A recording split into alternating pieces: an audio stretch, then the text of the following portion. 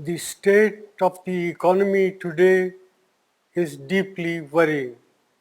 The last quarter's GDP growth rate of 5% signals that we are in the midst of a prolonged slowdown. India has the potential to grow at a much faster rate, but all-round mismanagement by the Modi government has resulted in this slowdown. It is particularly distressing that the manufacturing sector's growth is tottering at 0.6%.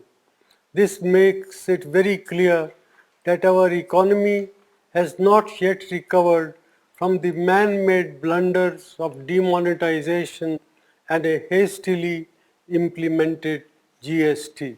Domestic demand is depressed and consumption growth is at an 18-month low. Nominal GDP growth is at 15 years low. There is a gaping hole in tax revenues. Tax buoyancy remains elusive as businessmen, small and big, are hounded and tax terrorism continues unabated. Investor sentiment are in doldrum. These are not the foundations for economic recovery. The Modi government's policies are resulted in massive jobless growth. More than 3.5 lakh jobs have been lost in the automobile sector alone. There will similarly be large-scale job losses in the informal sector, hurting our most vulnerable workers. Rural India is in terrible shape. Our farmers are not receiving adequate prices and rural incomes have declined. The low inflation rate that the Modi government likes to showcase comes at the cost of our farmers and their income by inflicting misery on over 50% of India's population.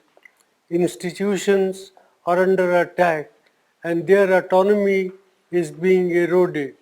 The resilience of the Reserve Bank will be tested after its record transfer of rupees 1.76 lakh crore to the government, which claims that it does not have a plan on what it will do with this windfall. In addition, the credibility of India's data has come under question under this government. Budget announcements and rollbacks have shaken the confidence of international investors. India has not been able to increase the exports to take advantage of opportunities that have arisen in global trade due to geopolitical realignment. Such is the state of economic management under the Modi government. Our youth, our farmers and our farm workers, entrepreneurs and the marginalized sections deserve better. India cannot afford to continue down this path.